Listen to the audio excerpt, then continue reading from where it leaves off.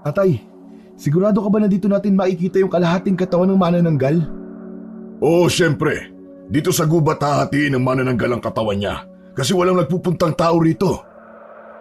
Halos 1 oras na po tayong palakad-lakad pero kahit dulo ng daliri ng paa ng manananggal, wala pa po tayong nakikita. Umuwi na po tayo, Tay. Baka maabutan pa tayo rito ng manananggal eh. Kung gusto mong umuwi, mauna ka na. Hindi ako aalis dito hanggat hindi ko nakikita ang hinahanap natin. Napakamot si Obet sa likod ng ulo at wala siyang nagawa kundi ang samahan pa rin ang kanyang tatay Roberto sa paghahanap ng kalahating katawan ng manananggal. May daladala silang tig-isang flashlight na nagsisilbing tanlaw nila sa napakadilim na kagubatan. Ilang buwan nang ginagambala ng isang babaeng manananggal ang barangay Malitbog kung saan nakatira ang mag-ama. Dahil doon ay natatakot na ang mga tao na lumabas tuwing gabi. Nag-iisang anak si Obet at ang nanay niya ay namatay nung ipinanganak nito ang pangalawa niyang kapatid. Namatay din ang kapatid niya matapos ang 1 buwan matapos nitong maipanganak. 5 taon na ang nakararaan simula nang mangyari yun, kaya kahit paano ay tanggap na ng mag-ama na sila na lang ang palaging magkasama. Tay, mukhang wala talaga eh. Umuwi na tayo, madaling araw ni. Maaga pa tayo bukas sa tubuhan. Kalahating oras pa. Kapag wala tayong nakita, uuwi na tayo. Kapwa nagtatrabaho sa tubuhan sina Obet at Roberto na pagmamay-ari ng isang mayamang pamilya sa barangay Malitbog. Ang totoo ay inaantok na si Obet kaya inaya na niya ang tatay niya na umuwi. Kaya lamang masyadong desperado si Roberto na hanapin ang ibabang bahagi ng manananggal. Nagulat si Obet nang biglang pumalakpak si Roberto. Jackpot! Sinasabi ko na nga ba, hindi masasayang ang pagod natin, anak. Bakit po? Nakita niyo na po ba yung kalahati ng katawan ng manananggal? Ano pa nga ba? Tignan mo yung iilawan ko ng flashlight, ha? Sinundan ng mga mata ni Obet ang ilaw ng hawak na flashlight ni Roberto. Nanlamig siya at nanlaki ang mga mata nang makita niya ang ibabang bahagi ng katawan ng manananggal. Nakatayo yun sa isang malaking puno na may mayabong na mga dahon. Inaya na siya ng tatay niya na lapitan ang kalahati ng katawan ng manananggal, ngunit nagkaroon siya ng alinlangan at takot. Teka, sandali lang po, Tay. Hindi ba nakakatakot lapitan yan? Baka biglang manipa eh. Pambihira, sobrang duwag mo naman, Obet. Kahit sipain ka niyan, hindi ka matatamaan kasi wala siyang mata. Tara na, alam mo bang ang tagal kong hinintay ng pagkakataon na ito? Napalunok na lang ng laway si Obet ng mga sandaling yon. Nauna na sa paglapit si Roberto sa kalahati ng katawan ng manananggal. Sumunod naman siya rito nang makapag-ipon ng lakas ng loob. Naduwal si Obet nang makita niya ang mga lamang loob na naiwan sa ibabaw. Gumagalaw ang mga yon, lalo na ang bituka. Kakaiba ang ngiti ni Roberto habang pinagmamasdan ang kalahati ng katawan. May pagdila pa ito na akala mo ay isa tong palaka na nanguhuli ng kulisap. Tay, may dala ka bang asin? Ako kasi wala eh. Para saan naman ang asin? Diyan po, sa kalahating katawan ng manananggal. Hindi po ba sabi nyo, kailangan budburan na maraming asin ng ibabaw niyan para hindi na makabalik ang manananggal sa ibabang bahagi ng katawan niya? Tapos, kapag inabutan siya ng umaga na hindi pa nakakabalik sa katawan niya, mamamatay na siya. Wala tayo rito para gawin yon. Alam mo, matagal ko na tong pantasya, anak. Ano po? Pantasya? Teka, ano pong pantasya? Ang magkaroon ng experience sa manananggal, pero yung kalahati ng katawan niya lang. Namilog ang mga mata ni Obet sa sinabi ng kanyang ama. Teka. Nagjo-joke ka lang, Tay, di ba? Yumukod si Roberto at itinaas ang palda na suot ng ibabang bahagi ng katawan ng manananggal. Tignan mo, anak, oh. Ang kinis at ang puti ng legs ng manananggal na to. Grabe! Nakakapaglaway talaga. Tinanglawan ni Obet ng flashlight ang hita ng manananggal. Oo tayo, tama kayo. Siguro po tay, Amerikana pong manananggal na yan. Ang puti kasi. O baka Haponesa anak. Pero sandali, ano kaya tong itim na marka sa hita niya na hugis puso? Birthmark po yata yan, tatay. Balat po sa Tagalog. Nako, hindi bali na. Makinis pa rin naman siya eh. Tay, sige na, dali. Hubaran mo na yan. Tapos, ako ang susunod. Oo, kita mo na yan. Gusto mo rin pala eh. Ang dami mo pang satsat. Siyempre, mana ako sa inyo eh. Kung ano ang gusto ng tatay, gusto rin ng anak. Oo na, sige na. Tumalikod ka na at ako muna ang yayari dito. Tumalikod na si Obet. Naglakad siya palayo ng ilang hakbang. Narinig niya ang tunog ng mga tuyong dahon na nadudurog ng matapakan niya. Sumipol siya habang nakatingin sa itaas. Halos hindi niya na makita ang kalangitan sa kapal na mga dahon ng mga punong nakapaligid sa kanila. Wala pang isang minuto, may kakaibang naramdaman si Obet. Gumalaw ang mga dahon at may malakas na hanging humampas sa mukha niya. Kasunod nun ay nakarinig siya ng malakas na huni ng tila isang napakalaking ibon. Tumaas ang mga balahibo sa braso niya nang makita niya sa siwang ng mga dahon ang hugis ng isang manananggal na lumilipad sa kalangitan. Natatarantang binalikan ni Obet ang tatay Roberto niya.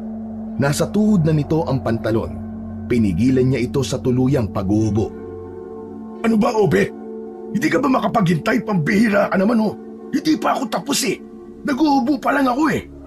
Tay, kailangan na po nating umalis. Yung manananggal po, papalik na siya. Malutong na napamura si Roberto nang ituro ni Obet ang papalapit na manananggal. Agad nitong itinaas ang pantalon. Tumakbo sila palayo sa kalahating katawan ng manananggal. Nang nasa malayo na sila, ay isang sigaw ng babae na akala mo ay halimaw ang kanilang narinig. Mas lalo nilang binilisan ang pagtakbo hanggang sa tuluyan na silang makalabas ng gubat. Dahil sa parehas na pagod ang mag-ama, dahil sa pagtakbo ay naglakad na sila. Alam nila na ligtas na sila sa kinaroroonan nila. Sayang talaga. Muntik ko nang maisakatuparan ng pankisya ko. Bakit kaya agad bumalik yung manananggal sa katawan niya? Eh di sana tay hindi ka muna umalis doon. Itinanong mo muna sana sa manananggal kung bakit ang aga niyang bumalik sa katawan niya. Piloso po ka. Pero hindi bale. Marami pang ibang pagkakataon. Saan pala tayo pupunta ngayon, tay? Uuwi na ba tayo? Hindi muna. Siyempre, hahanap tayo ng pampagana. Pampagana? Huwag ka na magtanong. Basta sumunod ka na lang sa akin. Inakbayan ni Roberto ang anak niyang si Obet at magkasabay silang naglakad-lakad sa barangay Malitbog. Kapansin-pansin ang paglinga-linga ni Roberto na tila masusi nitong tinitingnan ang bawat bahay na kanilang nadadaanan. Maya-maya pa ay sumenyas si Roberto kay Obet. Itinuro nito ang isang bahay na bukas pa ang mga ilaw at may naririnig sila sa labas na nagbubuhos ng tubig. Sumenyas si Roberto na wag maingay si Obet. Tahimik silang naglakad papunta sa likod ng bahay kung saan naroon ang banyo. Gawa sa sawali ang dingding ng banyo kaya mabilis silang nakasilip doon. Nanlaki ang mga mata ni Obet nang makita niya sa loob ng banyo ang isang dalagang naliligo. Ngunit sa hindi sinasadyang pagkakataon, nang igalaw ni Roberto ang paa nito, ay meron itong natapakan na plastik na bote ng tubig. Lumikha yun ng ingay. Naalarma ang babaeng naliligo at agad nitong hinablot ang tuwalya. Malikot ang mga mata nito habang binabalot ng tuwalya ang sarili nitong katawan. Nanginginig ang boses ng babae nang tanungin nito kung sino ang nasa labas ng banyo. Ako ang manananggal! Kakainin kita! Malakas na napasigaw ang babae. Tumakbo itong takot na takot palabas ng banyo habang sumisigaw ng tulong sa tatay nito. Yun na ang naging pagkakataon ng mag-ama upang tumakbo palayo. Ngunit hindi pa man sila nakakalayo ay narinig na nila ang galit na sigaw ng tatay ng babae. Nang lumingon sandali si Obet, ay nakita niya ang isang lalaki sa may tapat ng bahay na may iwinawasiwas na itak. Mas lalong binilisan ng dalawa ang pagtakbo sa takot na habulin sila ng tatay ng babae. Pagkarating nila sa kanilang kubo ay habol nila ang paghinga. Napahiga sila sa kawayang sahig. Kasalanan mo to, tay. Ang likot mo kasi. Alam ko ba may maaapakan ako ron? Sa tingin mo, tay, nakilala kaya tayo ng tatay ng babae? Naku po, yari tayong dalawa kapag nagkataon. Hindi naman siguro, anak. Medyo malayo na tayo nakita tayo eh. Ang malas naman ng gabing to. Hindi ko na nga nayari yung kalahating katawan ng manananggal. Muntik pa tayong mahuli sa paninilip. Napakamalas talaga. Itulog na lang muna natin tong kamalasan na to, tay. Baka bukas, swerte na tayo. Maagang nagising sina Obet kinaumagahan. Nag-almusal sila ng nilagang saging at kape. Naligo sila pagkatapos at nagtungo na sa tubuhan kung saan sila nagtatrabaho bilang manggagapas. Pagmamay-ari yun ni Marcelo na kilala bilang negosyante sa kanilang lugar. Sa gitna ng trabaho ng mag-ama ay dumating si Marcelo kasama ang dalaga nitong anak na si Bea. Nag-iisang anak ni Marcelo ang dalaga. Lihim nang ngumiti si Obet kay Bea nang makita niya yon. Napakaganda kasi ni Bea kahit napakasimple ng ayos at pananamit.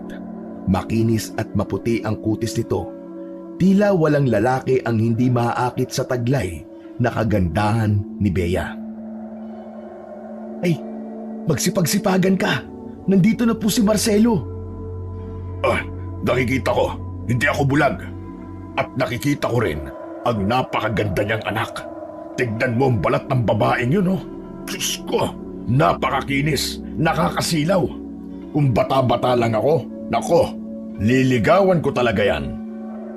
Pambira, nakakakilabot ka naman, tay. Tatay ka na ni Bea, saka huwag mo na nga siyang bastusin. Makapagsalita ka naman dyan. Parehas lang naman tayo manyakis, ah. Lihim na nagkatinginan sina Obet at Bea. Hinaplos ni Bea ang kaliwa nitong pisngi habang nakatitig kay Obet. Alam ni Obet na yun ang hudyat ng lihim na komunikasyon nila na sila lamang ang nakakaalam. Inayos ni Obet ang suot niyang salakot bilang pagtugon kay Bea. Tay, sandali lang ha. Kailangan ko pong gumamit ng banyo eh. Bakit ba sa tuwing nandito si Sir Marcelo at ang anak niya nagbabanyo ka? Akala mo ba hindi ko yun napapansin, ha? Anong magagawa ko, tay? Talagang nababanyo ako eh. O sige na.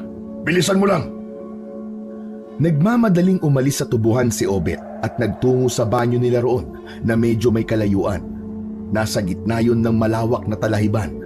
Pumasok siya sa banyo, ngunit hindi niya iniligay ang kandado at hinayaan niyang nakabukas ng bahagya ang pinto.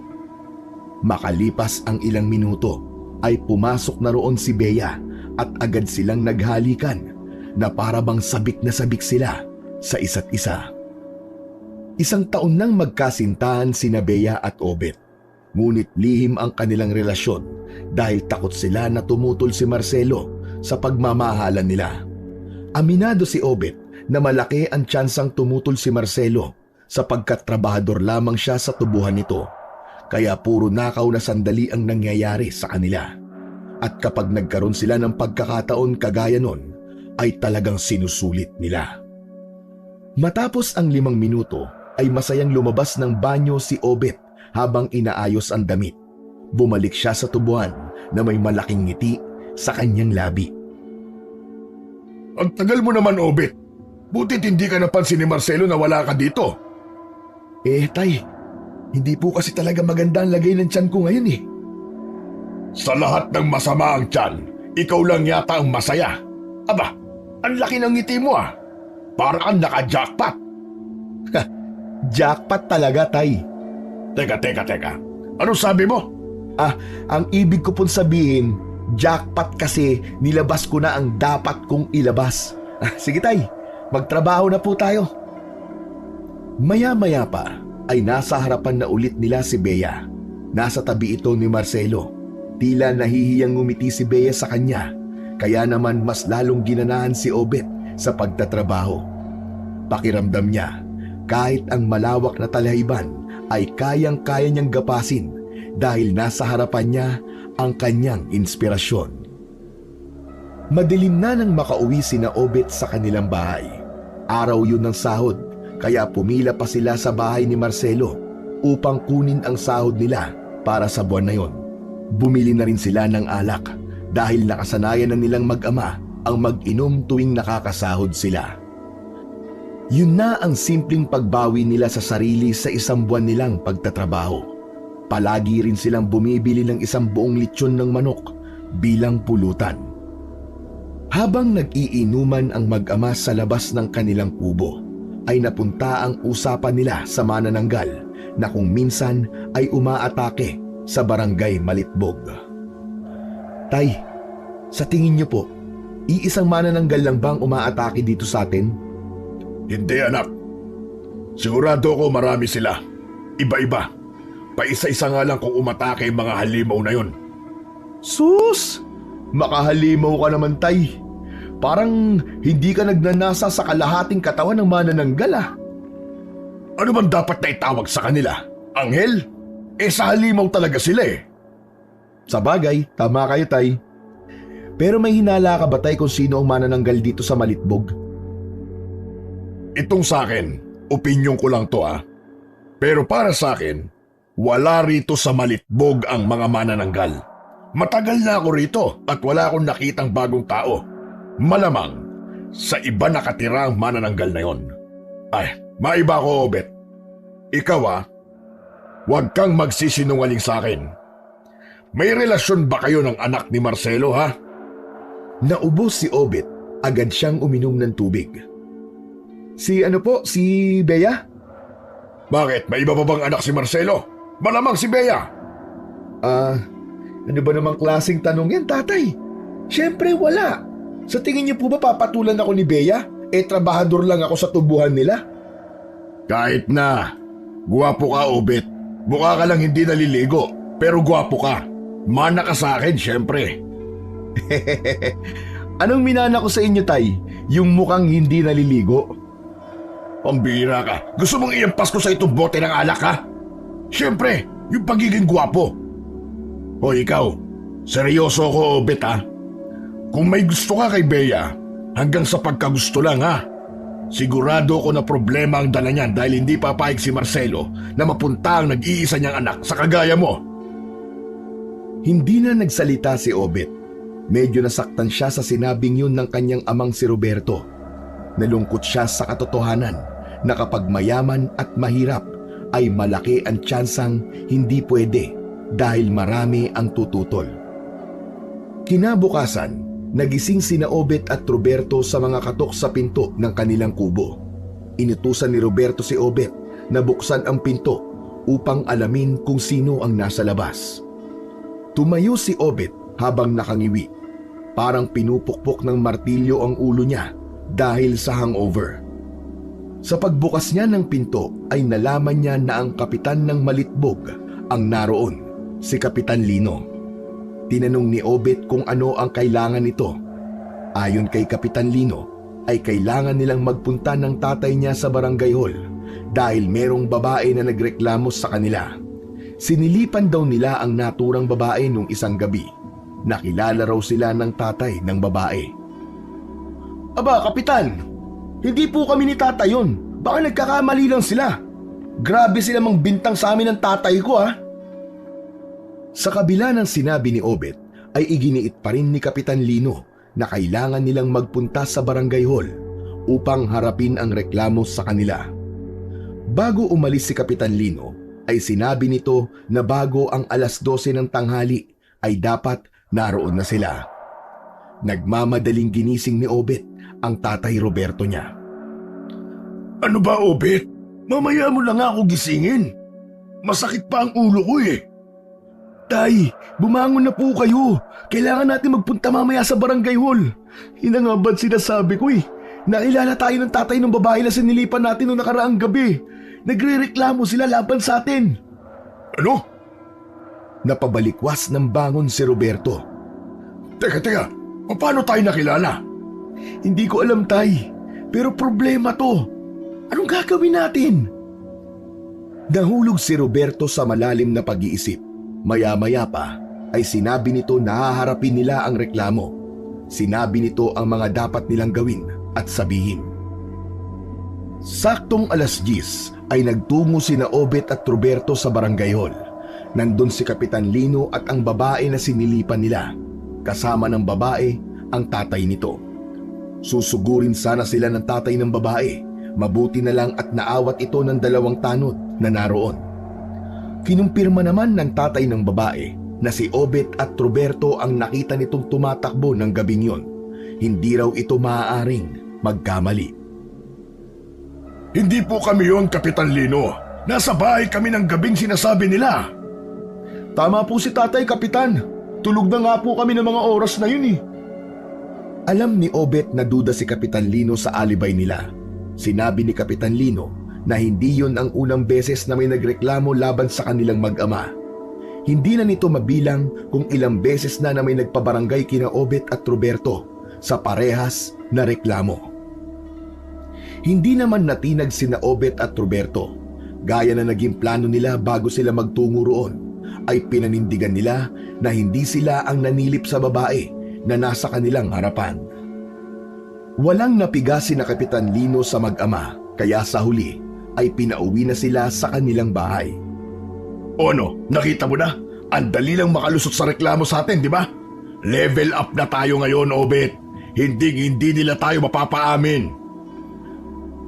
Pero bakit nga ba hindi tayo umamin ngayon, Tay? Dati kasi, palagi tayong umaamin at tumihingi na lang ng tawad.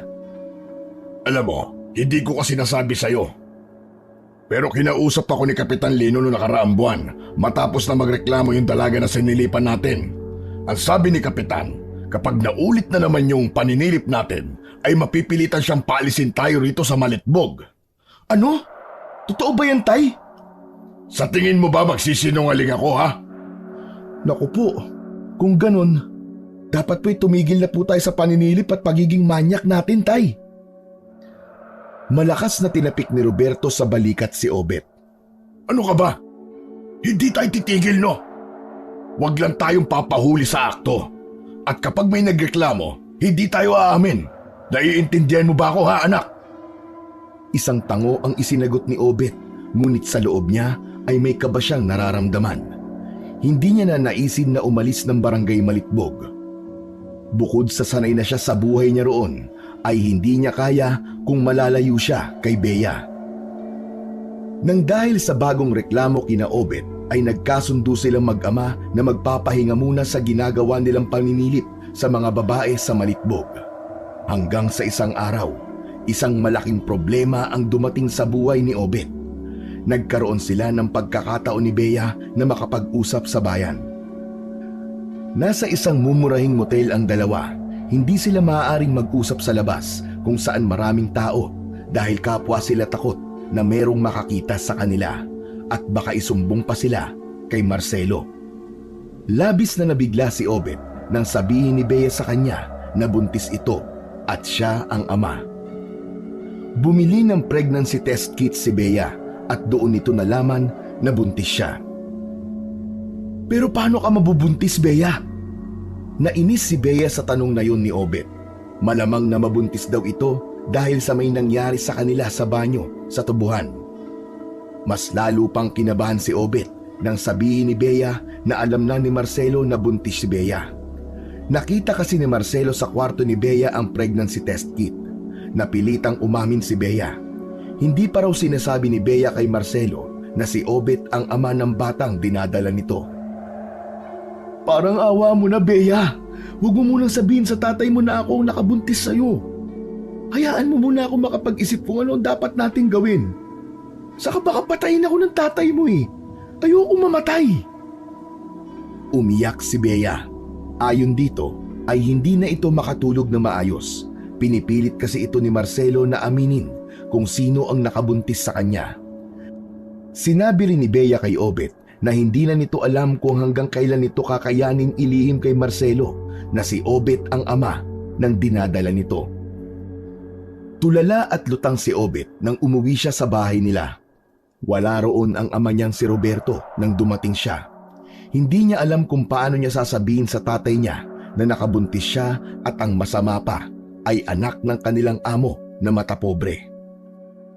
Umupo siya sa upuang gawa sa kawayan at pinag-isipan ang gagawin niya.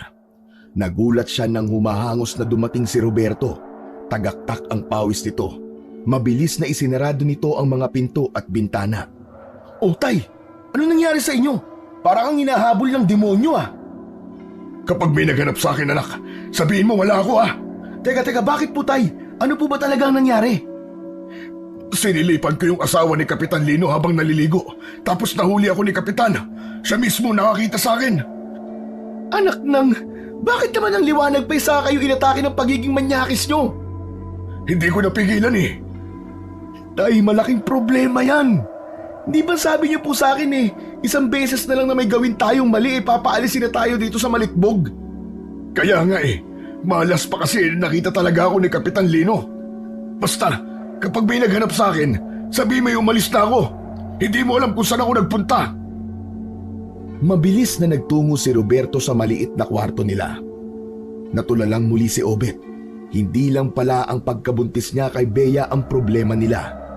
Problema din nila ang malaking posibilidad na mapaalis sila ng tuluyan sa barangay Malitbog. Maya-maya pa ay may kumatok na sa pinto. Sa pagbukas ni Obet ay namutla siya nang makita niya si Kapitan Lino na may dalang itak at halos mag-apoy ang mga mata sa labis na galit. Napupuyos sa galit na tinanong ni Kapitan Lino kung nandoon ba si Roberto. Wala po rito si tatay, Kapitan. Nang dumating po ako wala po siya.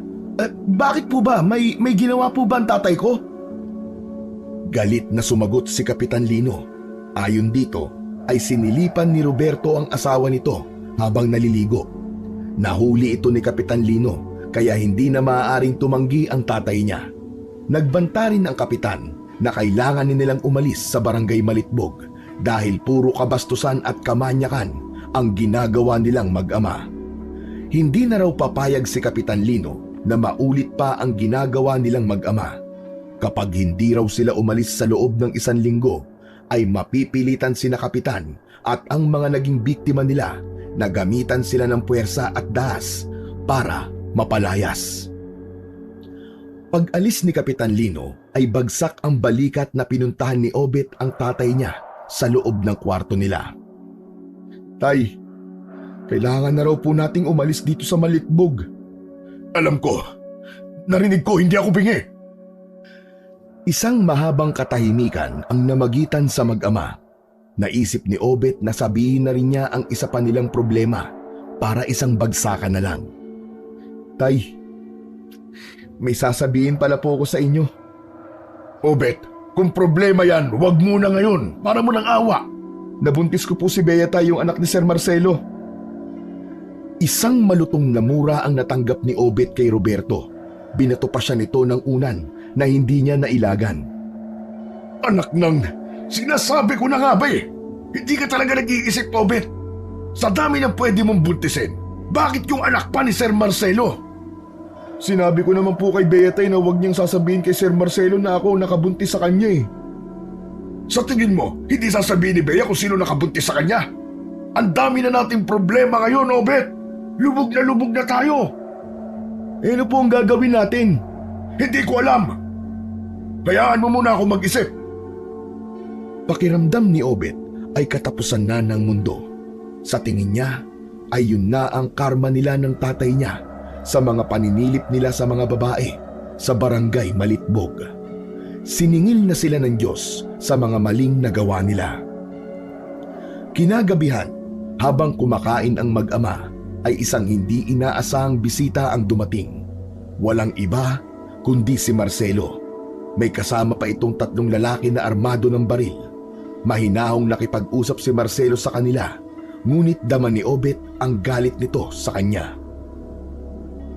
Inamin na sa akin ni Bea na ikaw ang nakabuntis sa kanya. Gusto kong malaman kung paano at bakit, Obet. Sir Marcelo, Mga dalaga at binata na kasi mga anak natin. Mapupusok na sila. Madaling madala sa tukso. Kaya nangyari ang hindi dapat mangyari. Hindi ikaw ang tinatanong ko, Roberto. Wala bang dila ang anak mo at ikaw ang nagsasalita para sa kanya? Pasensya na po, Sir Marcelo. Obet, magsalita ka kasi. Ang tagal mo sumagot eh. Huminga ng malalim si Obet bago siya nagsalita. Sir Marcelo, matagal na po kaming nagmamahalan ni Bea. 1 taon na po simula nung naging kami. Aaminin ko po na naging mapusok po kami ni Bea kaya po nabuntis siya. Patawarin niyo po ako, Sir Marcelo, kung hindi namin kagad sinabi po sa inyo. Alam ko ang likaw ng bito ka mo, Obet. Kayong mag-ama, alam kong sinadya mong buntisin ang anak ko para maging parte kayo ng pamilya namin. Hindi ako papayag na mangyari yon. Hindi ko hahayaan na magkaroon kayo ng kahit piso sa pera ko. Sir, hindi naman po totoo yan. Kilala niyo ako. Alam niyo ang kaya kong gawin. Ang gusto ko, umalis kayo rito sa Malitbog at wag na kayong babalik kahit kailan. Dahil kapag nakita ko ulit ang mga pagbumukha niyong mag-ama rito, makikita na lang kayo ng mga tao na tagtad ng bala ng baril sa tubuan ko. Nagkakaintindihan ba tayo? Pero naiintindihan po namin, Sir Marcelo. Huwag kayong mag-alala dahil bukas na bukas po ay aalis na kami ng anak ko dito sa Malitbog. Sir Marcelo, humihingi po ulit ako ng paumanhin sa nagawa ng anak ko sa anak nyo. Matapos ang pag-uusap na yon, ay umalis na si Marcelo kasama ang mga tauhan nito. Mabilis na isinarado ni Roberto ang pinto at ikinandado yon. Tay, bakit pumayag ka sa gustong mangyari ni Sir Marcelo? Paano na ang anak ko kay Bea? Ibig bang sabihin, hindi ko na siya makikitang lumaki? Hindi niya ako makikilala bilang ama niya? Alam mo naman pala ang pwedeng mangyari. Sana inisip mo muna yan bago ka nagpadala sa tukso. Napaka-irresponsable mo, Obet. Kung hindi kayo nakapagpigil na dalawa, sana man lang gumamit kayo ng proteksyon. Wow! Sa'yo pa talaga nang galing ang mga salitang yan, tatay ah. Sino ba nagturo sa akin na manilip sa mga babae? Sino ba nag-impluensya sa akin para maging manyak? Hindi po ba't kayo? Tumigil ka, Obet ha! Hindi to ang oras para sa panunumbat mo. Alam ko, wala akong magandang naituro sa'yo bilang tatay mo. Pero mas makabubuti kung mag-isip tayo kung saan tayo pupunta ngayon. Tumahimik muna si Obet na pagtanto niyang tama si Roberto. Hindi yun ang oras para maging magkaaway silang dalawa. Dapat ay magtulungan sila dahil kailangan na nilang umalis sa barangay Malitbog.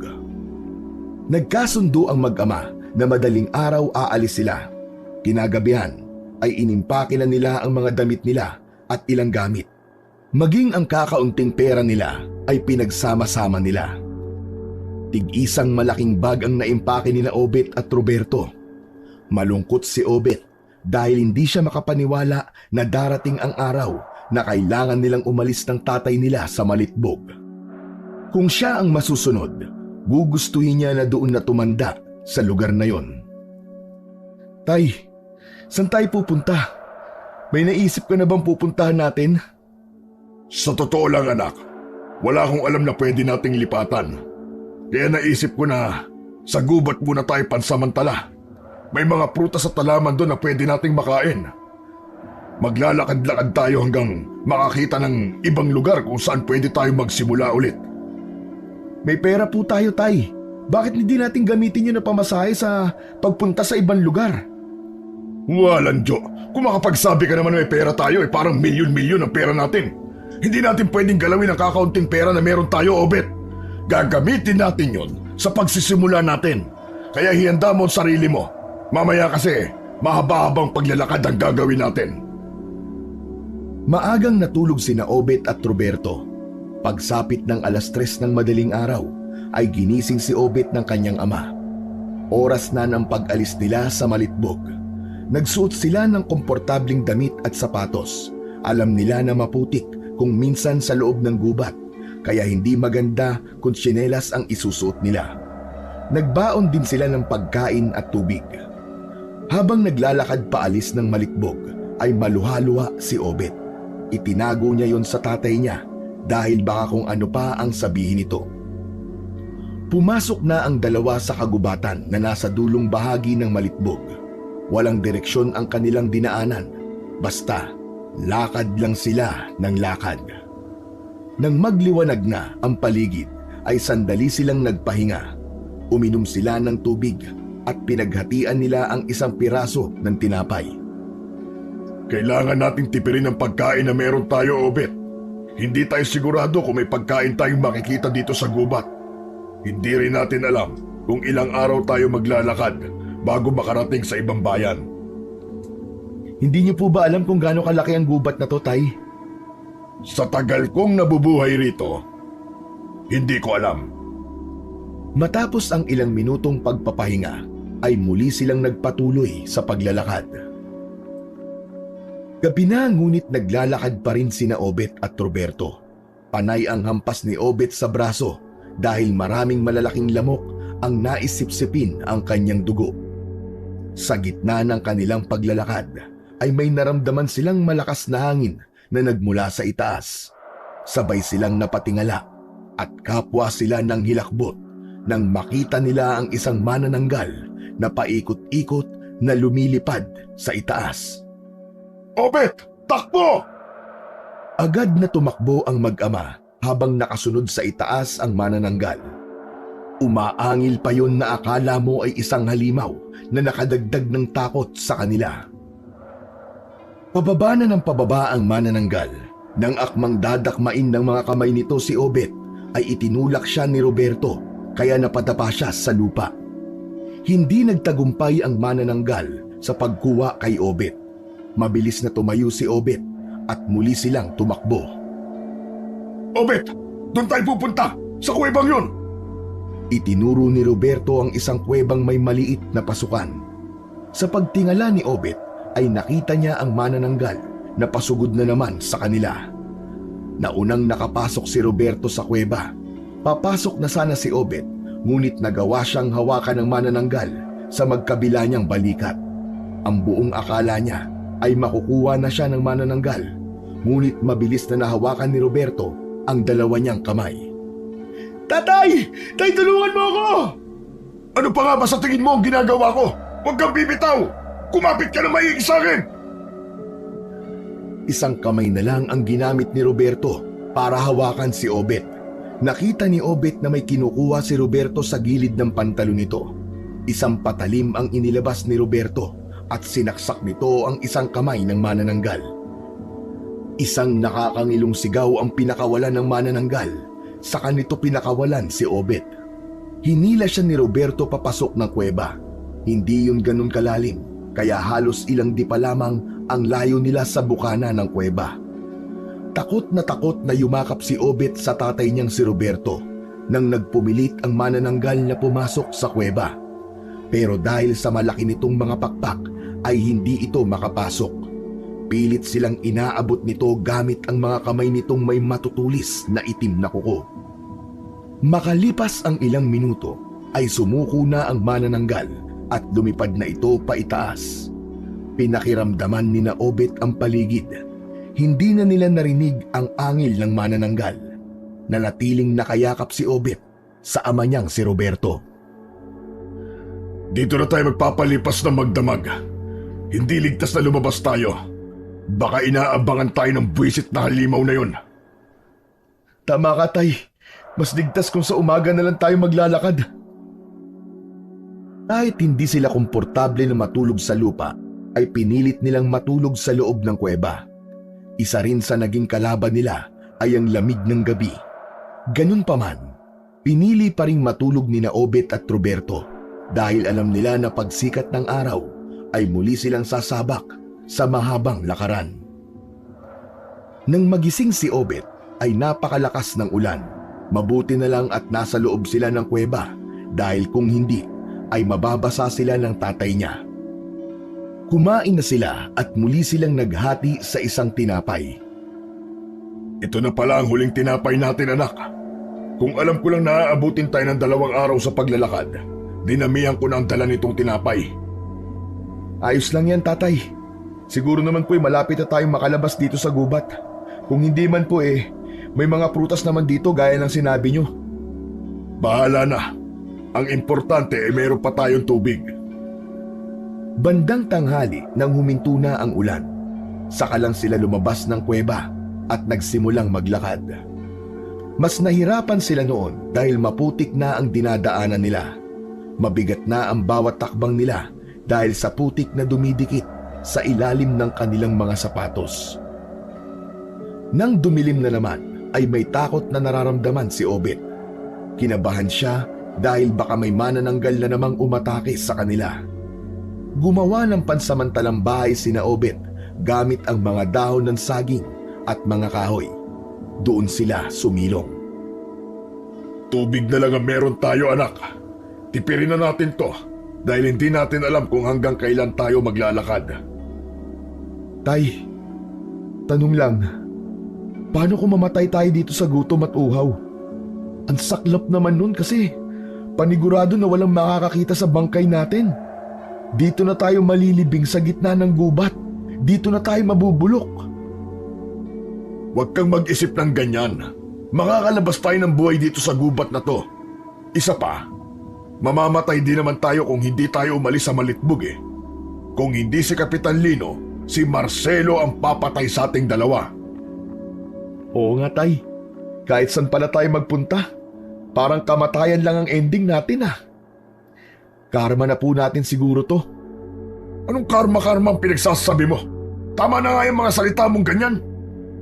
Obet, kung inaantok ka na, matulog ka na, magbabantay ako at baka may manananggal na namang umatake sa atin. Sigurado ka ba, tay? Ayaw mo magsalitan tayo sa pagbabantay? Hindi na, kaya ko to. Huwag mo akong isipin. Tatay, ano kaya kung magbagong buhay na talaga tayo?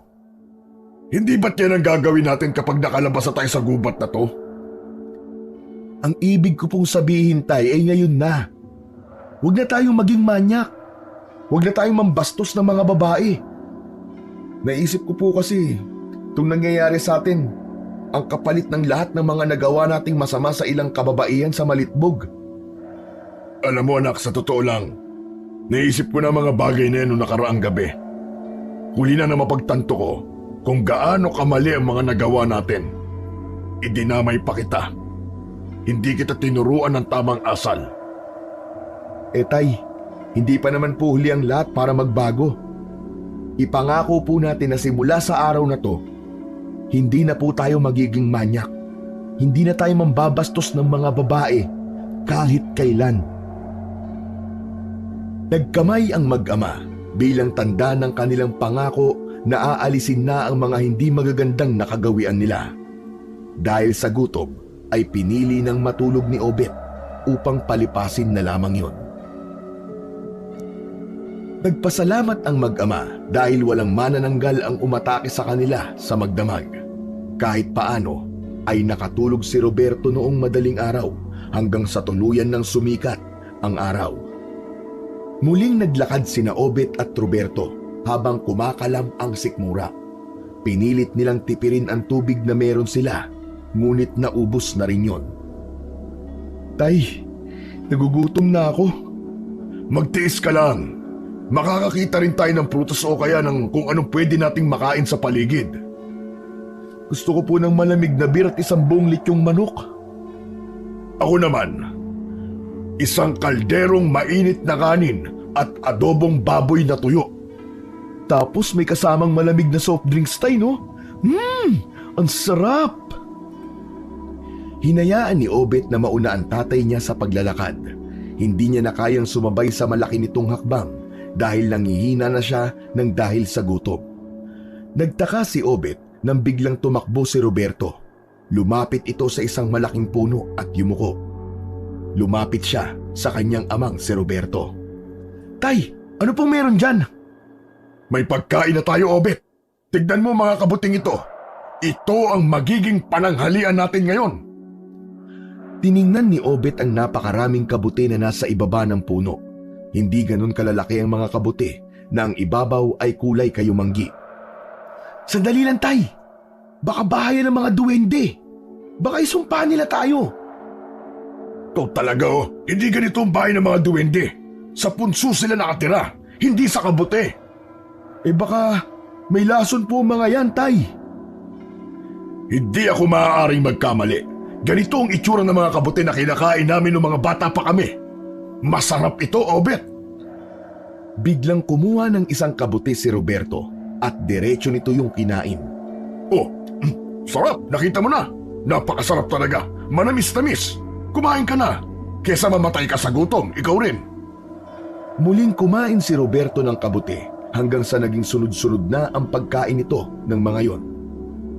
Dahil sa gutom ay hindi na nakatiis si Obet na saluhan ang tatay niya sa pagkain ng mga kabute na hindi siya sigurado kung ligtas bang kainin ito o hindi. Halos masuka sa labis na kabusugan si Obet nang maubos nila ni Roberto ang mga kabute. Muli silang naglakad. Kahit paano ay bumalik na ang lakas nila dahil may laman na ang kanilang sikmura. Ngunit makalipas ang ilang minuto ay may naramdamang kakaiba si Obet sa sarili niya. Napakagaan ng ulo niya, parang wala yung laman. Tumingin siya sa tatay niya at natawa siya dahil mukha yung kabayo.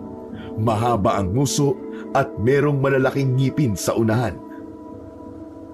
Bakit ganyan ang mukha mo, tatay? Mukha kang kabayo Ikaw nga. Mukha kang kalabaw Ang pangit mo. Akala mo ay nababaliw na nagtawanan sina Obet at Roberto. Para silang mga lasing na hindi alam ang kanilang ginagawa. Maya-maya pa ay may nakita si Obet na isang babae na nakatayo sa hindi kalayuan. Nanlaki ang mga mata niya nang mapagtanto niya na ang nanay niya ang babaeng yun. Tatay! Tatay! Hindi ba si nanay yun? Itinuro ni Obet kay Roberto ang isang babae. Oo nga no. Ang aking mahal na si Melissa.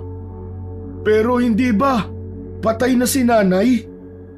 Yun din ang akala ko, anak Pero hindi na importante kung buhay siya o hindi. Miss na miss ko na ang aking si Melissa. Melissa! Hintayin mo ko! Hiyari ka sa akin ngayon! Tumatawang tumakbo si Roberto palapit sa babae. Nakita ni Obet na niyakap ng tatay niya ang babae at pinaghahalikan yon. Hinayaan ni Obet ang tatay niya na gawin ang gusto nitong gawin sa nanay niya. Tumalikod siya at tumiga habang nakangiti ng malaki. Tumingin siya sa kalangitan at tumawa siya ng tumawa kahit wala namang nakakatawa. Hindi na malaya ni Obet na nakatulog na siya. Pagmulat niya ay gabi na. Medyo nahihilo siya at masakit ang ulo. Nang maalala niya ang nangyari, ay doon niya napagtanto na yon ang naging epekto ng kabute na kinain nila ni Roberto. Nagkaroon sila ng halusinasyon. Pinuntahan niya si Roberto na yakap ang isang puno na inakala nito na asawa nitong namatay. Tulog ito kahit nakatayo. Malakas niyang sinampal sa muka ang ama niyang si Roberto na agad nitong ikinagising. Melissa! Melissa! Ha? Nasaan ka, Melissa? Ba't nawala ka na naman? Tay, wala si nanay dito. Patay na siya, di ba? Pero nakita ko siya kanina Nakita mo rin siya, di ba? Nagromansahan pa nga kami. Hindi si nanay ang niroromansa mo, Tay. Yan yang puno na yan, yang yakap-yakap mo. Sabi ko na nga ba't hindi natin dapat kinain yung mga kabuti na yun Kung ano-ano tuloy ang nakita natin na hindi naman totoo. Ganun ba? Ay, hayaan mo na. Nawala naman ang gutom natin kahit sandali. Ano nang gagawin natin ngayon, Tay? Medyo nagugutom at nauuhaw na ako Ako nga rin Sige, maglalakad-lakad muna tayo at maghahanap ng makakain. Gutom na talaga ako. Mukhang wala nang manananggal ngayong gabi. Kung meron, magtago na lang tayo agad. Nagsimulang maglakad ulit ang mag-ama. Matapos ang halos isang oras na paglalakad sa kadiliman ng gubat, ay may nakita silang ilog. Sa wakas, may tubig! Tatakbo na sana si Roberto papunta sa ilog nang pigilan ito ni Obet. Sandali lang, tatay. Baka hindi yan totoo. Baka may epekto pa rin sa atin yung mga kabuting kinain natin. Oo nga no, tama ka. Dapat ay makasiguro tayo na totoong ilog nga yon. Marahang naglakad ang dalawa palapit sa ilog. Yumukod sila at sumalok ng tubig sa ilog gamit ang kanilang mga palad. Uminom sila ron. Nakangiti silang nagkatinginan. Totoo nga, Obet. Ilog nga talaga to. Tubig nga. Dalian mo, uminom na tayo. Uminom na sila sa ilog gamit ang kanilang bibig. Uhaw na sila dahil simula nang maubos ang baon nilang tubig ay hindi na nasayaran ng tubig ang kanilang lalamunan. Sa pag-angat ni Obet ng muka ay natigilan siya nang may nakita siyang babae na nakaupo sa gitna ng ilog habang kinukuskos ang braso gamit ang isang batong panghilod. Napalunok siya sapagkat napakaganda ng hubog ng katawan ng babae. Mahaba ang tuwid na buhok ng babae na abot hanggang sa bewang nito. Akala mo ay nakakita ng isang diyosa, si Obet. Tay, may babae. Ano bang babaeng pinagsasabi mo? Paano magkakaroon ng babae dito? Nasa gitna tayo ng gubat. Hindi totoo yung nakikita mo.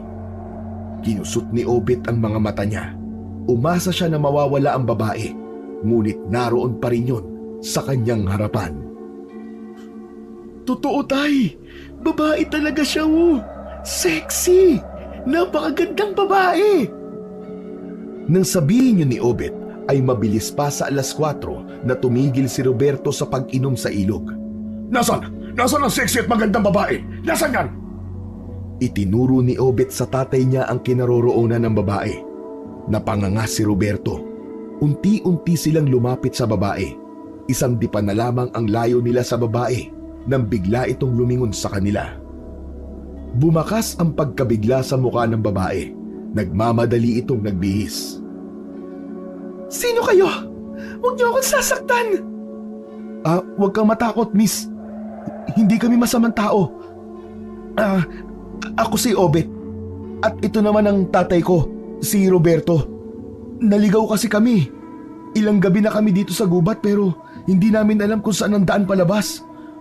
Kung maaari sana pwede mo bang ituro sa amin ang palabas dito at kung saan ang susunod na bayan? Hindi ko alam kung saan ang palabas dito sa gubat. Matagal na akong nakatira dito. At kahit minsan, ay hindi pa ako nakakalabas dito. Nagmamadaling naglakad palayo si Carmela. Ano kaya kung makituloy muna tayo sa bahay ng babaeng yon? Tay, ipapaalala ko lang po sa inyo ha, ang naging pangako natin. Parang hindi ko gusto yung tumatakbo sa isip nyo Hindi ko malilimutan yon. Bihira ka naman, oo. Iniisip ko tayong dalawa. Kailangan natin na matutulugan ngayong gabi. Saka, pagkain na rin. Kung sa bagay, may punto kayo dyan. Sige, habulin po natin yung babae, tay. Sinundan ng mag-ama ang babae. Binilisan nila ang kanilang paglalakad hanggang sa sinigawan na ni Obet yung babae. Miss! Miss, sandali lang! Hintayin mo kami! Humarap ang babae sa kanila pero patuloy pa rin ito sa pag-atras. Bakit niyo ba ako sinusundan? Ano bang balak niyo sa akin? Hindi kami masamang tao, miss. Maniwala ka sa amin. Mangyaring kailangan namin ng tulong mo Wala kami matutulugan ngayong gabi. Nagugutom na rin kami. Para mo namang awa Tulungan mo kami. Umiling ang babae habang patuloy sa pag-atras. Sa iba na lang kayo humingi ng tulong. Wala akong tiwala sa mga lalaki. Lahat sila ay nabigla nang sa pag-atras ng babae ay nahulog ito sa isang hukay. Mabuti na lang at nakakapit ito sa isang bato na nasa gilid lang ng hukay na yon. Agad na tumakbo sina Obet at Roberto upang tulungan ang babae. Inabot nila ang mga kamay ng babae at pinagtulungan nilang hilahin. Ligtas naman nilang naialis ang babae sa hukay. Medyo kinilabutan si Obet nang makita niya na nasa ibaba ng hukay ay may mga matutulis na kawayan na nakatusok. Kung tuluyang nahulog ang babae doon, panigurado niya na katapusan na nito. Sino bang walang utak ang gumawa ng ganyang hukay sa gitna ng gubat? Ako ang may gawa niyan. Panghuli ko yan sa baboy ramo na siyang kinakain ko dito. Ganun ba? Pasensya na. Hindi ko naman sinabi na wala kang utak. Hindi yun seryoso. Matalino ka nga kasi naisip mo ang ganyang klase ng panghuli sa mga hayop. Maraming salamat sa pagliligtas sa buhay ko. Hindi pwedeng hindi ako bumawi sa inyo. Ang sabi niyo ay kailangan niyo na matutuluyan at makakain. Sumunod kayo sa aking kubo. Maraming salamat. Tatanawin namin malaking utang na loob ang pagtulong mo sa amin. Teka, ano nga palang pangalan mo? Carmela. Ako si Carmela. Bagay sa iyo ang pangalan mo. Nahihiyang ngumiti si Carmela. Mas lalo yung gumanda sa paningin ni Obet. Tumalikod na ito at nagsimulang maglakad habang nakasunod silang mag-ama. Makalipas ang halos 10 minutong paglalakad ay narating na nila ang kubo ni Carmela. Luma na ang kubo at kung titingnan ay tila matagal na yung nakatayo roon. Naunang pumasok si Carmela. Nang masindihan nito ang gasera ay saka sila nito pinapasok. Humingi pa nga ito ng pasensya sa kanila dahil magulo at maliit lamang ang kubo nito. Ayos lang Carmela, ikaw naman. Mukhang maaliwalas dito sa loob ng kubo mo ah. Saka matibay ba tong kawayang sahig mo? Salamat ulit kasi tinulungan mo kami kahit ang sabi mo kanina wala kang tiwala sa mga lalaki. Sa tingin ko naman ay may pagkakatiwalaan kayo. Isa pa, iniligtas niyo ako. Naniniwala ako na kapag may ginawang kabutihan ng isang tao, ay dapat mo yung ibalik. Ipinaganda sila ni Carmela ng makakain. Naglaga ito ng saging at kamote. Nang maluto yun, ay gutom na nilantakan yun nina Obet at Roberto. Humingi ng paumanhin si Carmela dahil ayon dito ay wala itong bigas o kanin. Ang mga pagkain daw nito ay yung mga makikita lamang sa gubat na yon. Hindi raw ito lumalabas doon. Ayos na ito, kaysa sa wala. Oo nga pala Carmela. Pwede bang magtanong? Anong tatanong mo? Mag-isa ka lang ba rito? Huwag ka mag-alala. Wala kaming gagawing masama sa'yo kahit mag-isa ka lang dito. Oo, mag-isa lamang ako rito sa kubo ko. Dati kasama ko ang aking ina, ngunit matagal na siyang sumakibilang buhay. Bakit naman dito nyo napiling manirahan sa gubat? Wala kaming sariling lupa. Dito sa gubat, walang nakikialam sa amin. Tahimik at payapa ang aming buhay. Isa pa, lahat ng pangangailangan ko ay nandito lang sa gubat, lalo na ang pagkain at tubig. Sa bagay, basta masipag ka lang at kontento ka sa simpleng pamumuhay, ay mabubuhay ka na rito. Pero hindi ba delikado sa inyo mag-isa rito? Paano kung may magawing masasamang loob dito gaya ng mga rebelde? Madalas ay sa mga ganitong lugar na pupunta mga ganun eh. Ayon kay Carmela, sa tagal na nitong nakatira sa gubat ay wala pang rebelding nagagawi roon. Kung sakali man daw na merong magtangka rito ng masama, ay kaya nitong ipagtanggol ang kanyang sarili. Matapos kumain, ay binigyan sila ni Carmela ng tig-isang unan. Karton lamang ang ipinanlatag nila sa sahig dahil yun lamang ang meron doon. Para sa mag-ama ay mas okay na yon kaysa sa labas sila matulog. Sa labas ay hindi nila sigurado ang kanilang kaligtasan, lalo na at merong manananggal na gumagala. Habang si Carmela ay nakahiga sa isang sulok, sira-sirang banig ang latag nito. Meron itong unan at isang manipis na kumot. Sa labis na pagod din na Obet ay mabilis silang nakatulog. Hindi niya alam kung gaano na siya katagal na tulog nang maalimpungatan siya dahil sa kaluskos na narinig niya sa labas ng kubo. Kinabahan siya nang makarinig siya ng pagaspas ng pakpak. Tay! Tay, gising! May manananggal yata sa labas! Gising ni Obet sa tatay niyang si Roberto. Napabalikwas ng bangon ang tatay niya. Nasa naman nananggal? Ang ingay mo naman, tay! Baka magising si Carmela! Nasa labas! May narinig akong pagaspas ng pakpak eh. Nagpakapa-kapa sa dilim ang dalawa hanggang sa mahawakan nila ang dingding na gawa sa pawid. Binuklat nila yon ng bahagya upang makasilip sa labas. Nakita nila ang anino ng manananggal na lumipad sa kalangitan. Papalayo yun sa kinaroroonan nila, kaya kahit paano ay nakahinga sila ng maluwag. Buti at papalayo yung manananggal. Mukhang dumaan nandito. Kaya nga tay, matulog na ulit tayo. Inaantok pa ako eh. Kaya nga pati ako. Inistorbo mo ko eh. Sana sinilip mo muna kung papalayo o hindi yung manananggal bago mo ako ginising. Buwisit ka talaga eh. Kinabukasan, tanghali na nang nagising sina Obet at Roberto. May nakahain na sinabawang gulay at nilagang kamoting kahoy sa lapag. Walang lamesa doon, kaya sa lapag ang kainan kung saan din sila natutulog. Hinanap muna ni Obet si Carmela, ngunit hindi niya yon nakita. Kumain na muna sila at nagtira ng para kay Carmela. Wala silang ideya kung kumain na ba yon o hindi pa. Saktong pagkatapos kumain ng dalawa ay dumating si Carmela. May dala itong mga isda na nakatali. Ayon kay Carmela ay nauna na itong kumain nung tulog pa sina Obet. Nagtungo ito sa ilog at doon ay nanghuli ng mga isda. Hindi lang pala mga gulay at mga baboy ramo makakain dito, no? Meron ding isdang tabang.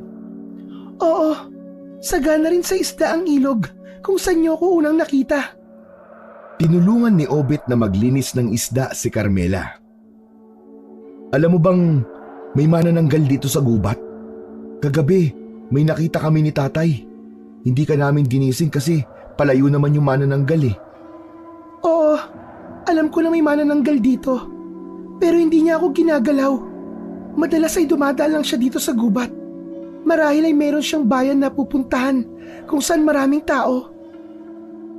Ang totoo, dun siya nananalasa sa lugar kung saan kami nanggaling ng tatay ko, sa Malitbog. Hindi ko alam kung bakit kayo nandito sa gubat. Bakit kayo umalis sa lugar niyo? Hindi agad nakasagot si Obet sa tanong ni Carmela. Nag-isip muna siya ng kasinungalingan dahil hindi niya pwedeng sabihin kay Carmela ang totoong dahilan kung bakit kinailangan nilang umalis sa Malitbog. Tinanggal kami sa trabaho ni tatay kaya wala na kaming kabuhayan dun. Naisipan namin na lumipat sa ibang bayan para dun maghanap ng bagong trabaho. Wala na kasing trabaho para sa amin sa Malitbog eh. Tapos naligaw na kami. Hindi na namin alam kung paano kami makakarating sa susunod na bayan. Pasensya na kung hindi ko kayo matutulungan pagdating sa bagay na yan. Ang maitutulong ko lang ay maaari kayong dito pansamantala tumira sa aking bahay. Malaking bagay na yun sa amin, Carmela. Pakiramdam ko nga hulog ka sa amin ng langit. Kasi nang makita ka namin, kailangan na talaga namin ng pagkain at tubig. Salamat talaga ha. Mabilis na lumipas ang mga oras. Sumapit na naman ang gabi. Maagang kumain sina Obet at Roberto at Carmela. Matapos kumain ay si Obet na ang nagpresenta na maghugas ng mga pinagkainan nila. Sa likod ng bahay ni Carmela niya yon ginawa. Meron ding maliit na balon kung saan kumukuha ng tubig para sa paghuhugas ng mga pinggan. Lumapit si Roberto kay Obet. Ang akala ni Obet ay tutulungan siya nito, ngunit makikipag-usap lang pala ito sa kanya. Obet, anong masasabi mo kay Carmela? Mabait siya, tay. Mukha ring inosente. Saka maganda, no? Ang sexy. Ang ganda ng kutis. Maputi. Parang hindi babad sa init eh. Hindi naman po mainit dito sa gubat kasi puro puno sa paligid. Saka, pwede bang wag tayo mag-usap ng ganyan, tay? Mamaya marinig pa tayo ni Carmela eh. Kung ano pa isipin nun. Wala siya. Nagpaalam sa akin. Titingnan daw niya yung hukay na ginawa niya at baka may nahuli ng baboy ramo. Nandyan po man siya o wala, hindi dapat tayo nag-uusap ng ganyan tungkol kay Carmela. Siyang tumulong sa atin, di ba? Saka tay, baka nakakalimutan nyo. Nangako tayo na hindi na tayo magiging manyak. Grabe ka naman sa akin, anak. Kamanya ka na ba yung purihin ko ang isang dalaga? Kapag kasi ikaw ang nagsabi, tay, parang may ibang meaning eh. Pero seryoso, tay, may pagnanasa ka ba kay Carmela? Magsabi po kayo ng totoo. Alam mo anak, sa totoo lang meron. Pero syempre, dapat tuparin natin yung ipinangako natin. Hindi na tayo magiging manyak sa kahit na sinong babae. Kasi baka karmahin na naman tayo eh. Yan. Ganyan nga dapat, tay. Dapat matakot na tayo sa karma. Pagkatapos ni Obet sa paghuhugas sa mga pinagkainan nila, ay inayos na nila ang higaan nila. Pati ang higaan ni Carmela ay inayos na rin nila. Hinintay nila ang pagdating ni Carmela, ngunit halos mamuti na ang mga mata nila ay hindi pa rin bumabalik ang dalaga. Kahit paano ay may pag-aalalang naramdaman si Obet. Tay, nasa na po kaya si Carmela? Bakit ang tagal niya? Malamang, nandun sa gubat. Saan pa ba pupunta yun? Ang ibig ko pong sabihin ay kung ano na ang nangyari sa kanya. Lagpas 1 oras na siyang wala. Hindi kaya kung ano na ang nangyari sa kanya? Sa tingin ko naman walang masamang mangyayari kay Carmela. Hindi ba sinabi niya matagal na siya dito sa gubat? Malamang, namasyal lang yun. Kabisado niya ang gubat. Gabi, mamamasyal? Aba, malay mo kung ganun ang trip niya eh. Alam mo, kung ako sa'yo, matutulog na lang ako. Huwag mo nang isipin si Carmela.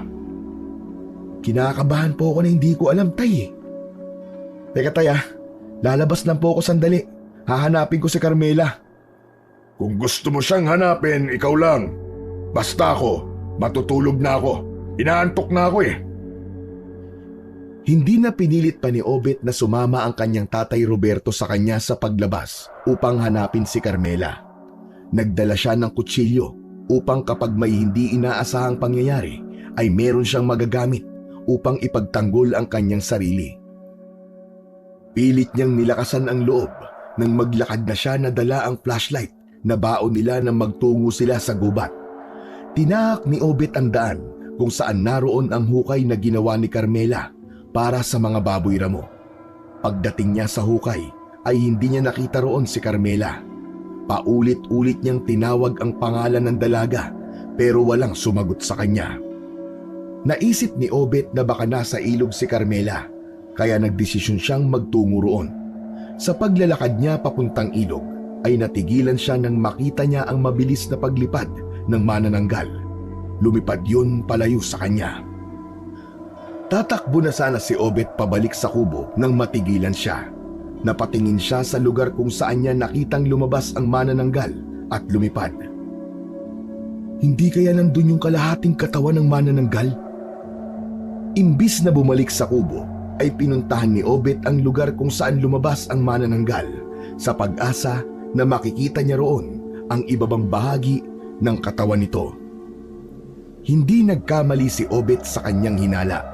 Nakita niya na nakatayo sa ilalim ng isang puno ang kalahating katawan ng manananggal. Pangalawang beses na siyang nakakita noon pero hindi pa rin nawawala ang kilabot na kanyang naramdaman. Nakapalda na kulay itim ang ibabang bahagi ng katawan ng manananggal. Isang ideya ang agad na pumasok sa utak ni Obet.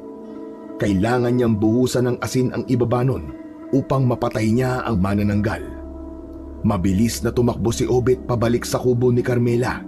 Pagpasok niya ay ginising niya ang tatay niyang humihilik na. Ano ba, Obet? Kahit kailan talaga istorbo ka sa pagtulog ko. Tay! Nakita ko yung kalahati ng manananggal. Nandun siya sa gubat. Ano? Sigurado ka ba?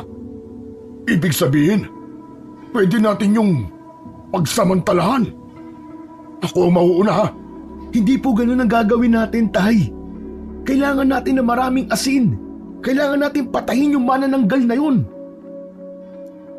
Oo nga pala. Nangako nga pala tayo na hindi na natin babastusin ang lahat ng babae. Teka, kasama ba ron ng manananggal? Ang bihira naman, tatayo. Siyempre naman. Kahit babaeng langgam o bubuyog pa yan, hindi natin dapat bastusin o manyakin. Tama. Teka, saan mo ba nakita yung manananggal? Tara ho, sumama po kayo sa akin. Pero maghanap po muna tayo ng asin. Naghanap ng asin ang mag-ama sa bahay ni Carmela, ngunit wala silang nakita. Sumuko na sila at nagdesisyon na lamang na itapon sa ibang lugar ang kalahati ng katawan ng manananggal upang mahirapan ang manananggal na hanapin ang kalahati ng katawan niya. Malaki ang hakbang na tinungo ni Obet ang kinaroroonan ng katawan ng manananggal, ngunit nang pagdating nila roon ay wala na yon. Oh, nasan na? Wala naman eh. Ako ba niloloko mo, Obet? Ginising mo ko para sa pagbibiro mo? Ang sarap-sarap ng tulog ko, pambihira ka naman, oo. Tay, sigurado ako. Dito ko talaga nakita yung kalahati ng katawan ng manananggal. Kung nandito yon, edi sana nandito lang yon. Magsasalita pa sana si Obet nang makarinig sila ng kaluskos mula sa kung saan. Mabilis silang nagtago sa likod ng malaking puno. Maya-maya pa ay may nakita silang isang anino na palapit sa kanilang kinaroroonan. Hinigpitan ni Obet ang paghawak niya sa kutsilyo. Anumang sandali ay handa siyang umatake. Napakabilis ng tibok ng puso niya. Malakas ang hinala niya na ang manananggal ang paparating. Ilang dipa na lamang ang layo ng nilalang. Nang dumaan yon sa puno kung saan sila nagtatago, ay mabilis na lumabas si Obet. Pinilupot niya ang braso niya sa leeg ng nilalang, sabay tutok ng kutsilyo sa tegiliran nito. Obet, wag! Si Carmela yan! Obet! Obet, ako to! Nang marinig ni Obet ang tinig ni Carmela, ay agad niya itong pinakawalan. Naku, sorry Carmela. Sorry. Ang akala ko kasi ikaw yung manananggal eh. Manananggal? Ang sabi kasi ni Obet sa akin, Carmela, nakita niya sa lugar na to yung kalahating katawan ng manananggal. Lalagyan nga sana namin ng asin kaso wala ka palang asin sa kubo mo. Kaya ang naisip namin ay itago na lang yung kalahating katawan ng manananggal. Pero pagpunta namin dito, wala kami nakita. Hindi ko alam dyan sa anak ko kung totoo ba ang nakita niya o baka imahinasyon lamang niya yon. Alam mo kasi, Carmela, may nakain kaming kabuti sa gubat. Ang naging epekto sa amin ay nagkaroon kami ng halusinasyon. Baka may natira pang epekto dyan kay Obet eh. Wala nang epekto sa akin yung kabuti, Tay. Sigurado po ako sa nakita ko. Manananggal nga yun, 100%. Naniniwala ako sa iyo, Obet. Kung nakita mo ang ibabang bahagi ng katawan ng manananggal, makabubuti kung bumalik na tayo sa kubo. Hindi tayo ligtas dito.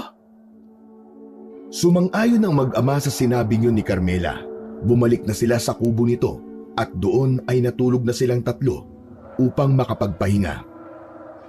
Kinaumagahan, maagang nagising si Obet. Paglabas niya ng kubo ay naabutan niya si Carmela na nagpapaapoy sa lutuan. Natigilan siya na mapansin niya ang kulay ng suot na palda ni Carmela. Kakulay yun ng palda na suot ng manananggal na nakita niya nung nakaraang gabi. Kinabahan si Obet. Nagkaroon siya ng duda sa totoong pagkatao ni Carmela. Pinaghinalaan niya na si Carmela ang manananggal na umaatake tuwing gabi. Doon niya rin naisip na baka kaya walang asin sa bahay nito ay dahil isa nga talaga itong manananggal.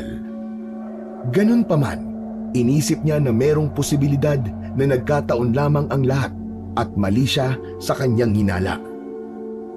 Napakabait ni Carmela sa kanilang mag-ama. Kung manananggal man ito, unang gabi pa lang nila sa kubo nito ay baka patay na silang dalawa. Simula noon ay nilakasan na ni Obet ang pakiramdam niya kay Carmela. Gabi-gabi ay nagkukunwari siyang tulog. Doon niya napag-alaman na kapag alam ni Carmela na tulog na sila, ay umaalis ito ng kubo. Sa kalagitnaan ng gabi, muling nakita ni Obet na lumabas si Carmela ng kubo. Tahimik na sumunod si Obet. Naglakad siya ng dahan-dahan upang hindi siya mapansin ni Carmela. Lumiko si Carmela sa isang lugar na maraming puno at doon na ito nawala sa kanyang paningin. Huminto si Obet at luminga sa paligid. Nasaan na yun? Ang bilis naman niyang nawala. Sa pag-ikot ng mata niya ay nakita niya ang paglipad ng isang manananggal. Pinuntahan niya ang lugar kung saan yun nagmula at nakita niya ulit ang kalahati ng katawan nun. Anak ng teteng. Tama nga ang hinala ko. Si Carmela nga manananggal. Nagmamadaling bumalik si Obet sa kubo ni Carmela. Pagdating sa kubo, agad niyang ginising ang kanyang ama. Tay, gumising ka! Sigurado ako, si Carmela, siya ang manananggal. Sabog ka pa rin ba sa kabute ha, Obet? Huwag ka nga magbiro ng ganyan. Baka nananaginip ka lang. Hindi po ako nagbibiro, tay, hindi rin ako nananaginip. Ilang gabi ko na napapansin na umaalis si Carmela kapag alam niyang tulog na tayo. Kanina, sinundan ko siya. Tapos nakita ko yung kalahati ng katawan ng manananggal sa pinuntahan niya. Tama na nga, Obet. Napakabait ni Carmela sa atin, pambihira ka naman bata ka, oo. Siguro masyado ka lang pagod at nag-iisip ng kung ano-ano. Kailan ka ba maniniwala sa akin, tay?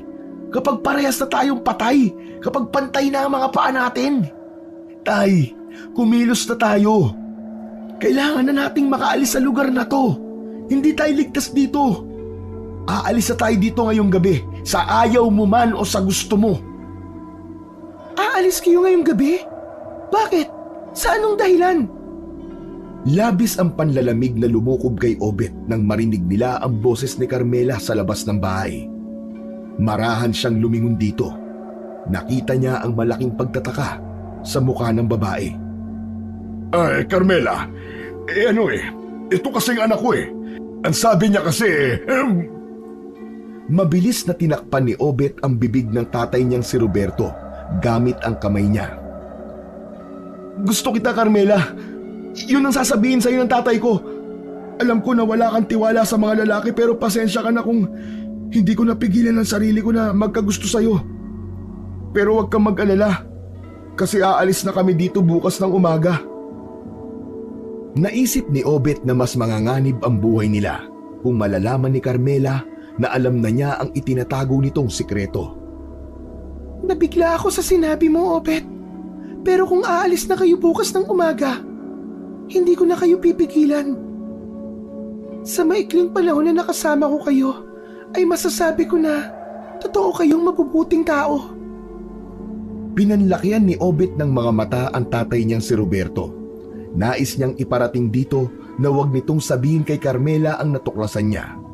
Tumango ang tatay niya kaya alam niyang nakuha nito ang ibig niyang ipahiwatig. Hindi magawang makatulog ni Obet sa gabing yun.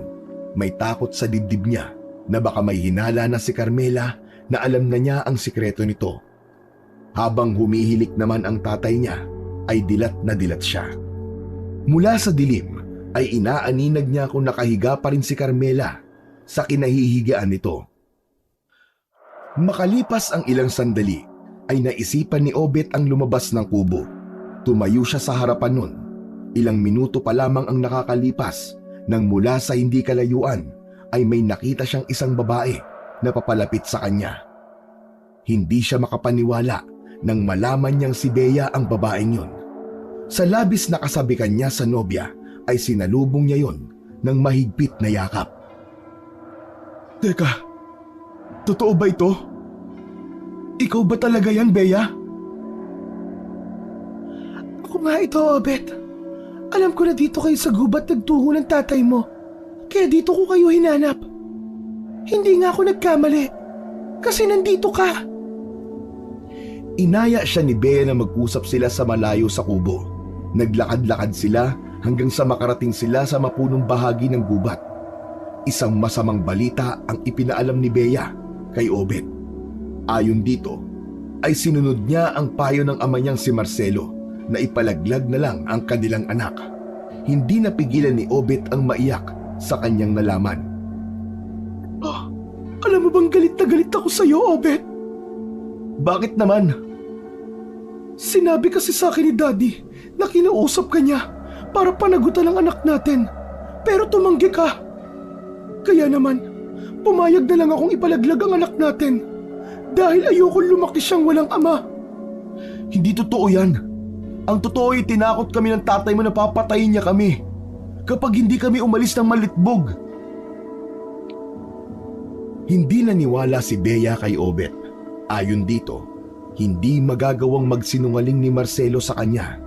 Ang totoo raw, hinanap siya talaga ni Bea upang maghiganti. Matagal na raw itong nakasunod sa kanila ng kanyang tatay, simula na magpunta sila sa gubat. Tumalikod si Bea kay Obet. Naggubad ito ng pang-itaas nitong damit. Maya-maya pa ay may inilabas na maliit na bote si Bea na merong langis sa loob. Ibinuhos nito ang langis sa palad at inumpisahang yung ipahid sa buong katawan nito. Isang sigaw ang pinakawalan ni Bea na para bang nasasaktan ito ng sobra. Nang hilakbot si Obet nang biglang nagkaroon ng malalaking pakpak si Bea sa likod nito. Kasunod nun ay ang napunit ang balat nito sa may bewang hanggang sa tuluyang humiwalay ang itaas na bahagi ng katawan nito sa ibaba. Mabilis na lumipad pa itaas si Bea.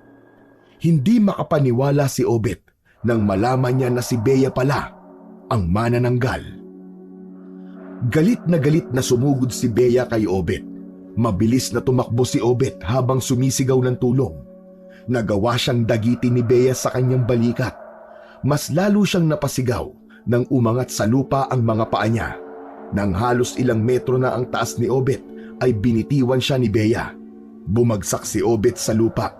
Unang tumama ang kaliwang paa niya. Impit siyang napasigaw dahil naramdaman niya ang pagkabali ng buto sa parting yon ng kanyang paa. Ganun pa man, nagpumilit pa rin siyang tumayo at tumakbo upang makalayo sa galit na si Bea. Hindi siya papayag na mapatay siya ni Bea, lalo na't alam niya na yun ang nais nitong gawin sa kanya sa oras na yun. Hindi totoo sinabi ng tatay mo, Bea! Nagsisinungaling siya! Isang galit na pag-angil ang isinagot ni Bea kay Obet. Sa pagtingala niya ay nakita niya na pasugod muli si Bea sa kanya. Mabilis na nag-isip si Obet. Bago pa siya muling makuha ni Bea ay inunahan niya na yun ng pagdapa sa lupa. Nang iangat niya ang kanyang muka ay nakita niya si Carmela na may dalang kawayan na may matulis na dulo. Sinalubong nito si Bea na pasugod sa kanya. Sa isang kisap mata ay nagawang isaksak ni Carmela ang kawayan sa dibdib ni Bea. Sumakto yun sa tapat ng puso nito. Sa bigat ng manananggal ay ibinagsak ni Carmela ang kawayan sa lupa. Wala nang buhay si Bea nang bumagsak yon. Mabuti na lamang at kasing pa ako na lumabas ka. Nang makita ko naman na nanggal ang babaeng kausap mo, kinuha ko agad sa bahay ang kawayan na yan. Maraming salamat, Carmela. Alam mo, totoo niyan eh. Iniisip ko na ikaw ang manananggal. Palagi ka kasi nawawala tuwing gabi. Tapos, nung isang gabi na nakita ko yung palda na suot ng kalahati ng katawan ng manananggal, kagaya ng paldang suot mo nung umaga, yun pala, ang nobya ko manananggal na nakasunod sa amin ni tatay nung nagpunta kami sa gubat. Bahagyang natawa si Carmela sa mga sinabi ni Obet. Ayon dito, hindi ito manananggal. Baka raw nagkataon lang yung tungkol sa palda na nabanggit ni Obet. Sa pagkakataon na yon, kumbinsido na si Obet na hindi manananggal si Carmela. Magkasama silang bumalik sa kubo at doon ay ginising nila si Roberto upang ikwento ang nangyari. Kagaya ni Obet ay hindi rin makapaniwala si Roberto na isang manananggal si Bea. Makalipas ang isang araw ay nagdesisyon sina Obet at Roberto na lisanin na ang kubo ni Carmela upang hanapin ang kasunod na bayan kung saan maaari silang magbagong buhay. Kung gusto mo, sumama ka na lang sa amin, Carmela. Nandito sa gubat ang buhay ko. Kontento na ako sa buhay ko rito. Hindi na pinilit ni Obet si Carmela na sumama sa kanila. Agad na sinimulan ng mag-ama ang kanilang paglalakbay palabas ng gubat. Nang sumunod na araw ay tuluyan nang nakalabas ng gubat sina Obet at Roberto. Isang bayan ang kanilang nakita. Paunti-unti ay nagtayo sila ng kubo sa isang bakanting lupa na walang nagmamay-ari. Halos nasa bungad lamang yon ng gubat. Ang pagtatanim ng mga gulay at pagbibenta ng mga yon ang naging kabuhayan doon ng mag-ama. Tuluyan na nilang inalis ang pagiging bastos sa mga kababaihan dahil nagkaroon na sila ng takot na baka magkaroon na naman yun ng hindi magandang kapalit. Isang umaga, pagpasok ni Obet sa kanilang kubo ay may nakita siyang papel na nakaipit sa gilid ng pinto. Kinuha niya yon at tahimik na binasa. Napangiti si Obet nang malaman niya na mula kay Carmela ang liham. Nakalagay doon na hangad ni Carmela ang tagumpay nila ng kanyang ama.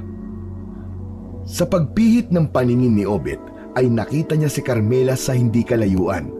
Nakangiti ito sa kanya at kumaway pa ito bago muling bumalik sa loob ng kagubatan. Nasambit ni Obet sa sarili na kapag ayos na ang buhay nila ay babalikan niya si Carmela sa loob ng gubat. Hihikayatin niya ito na sumama na sa kanila sa kanilang kubo. Ipagtatapat niya rin sa dalaga na sa maikling panahon na nakasama niya ito ay nahulog na ang loob nito sa kanya. At kung papayag ito ay yayayain niya itong magpakasal upang makapagsimula na ito ng bagong buhay kasama niya at hindi na nito kailangang mahirapan sa gubat. Nagpasalamat din sa Diyos si Obed dahil sa kabila ng mga nagawa nilang kasalanan ng kanyang ama, ay alam nitong may ipinadala ang Diyos sa kanila na isang anghel na magliligtas sa kanila sa kapahamakan, sa katauhan ni Carmela.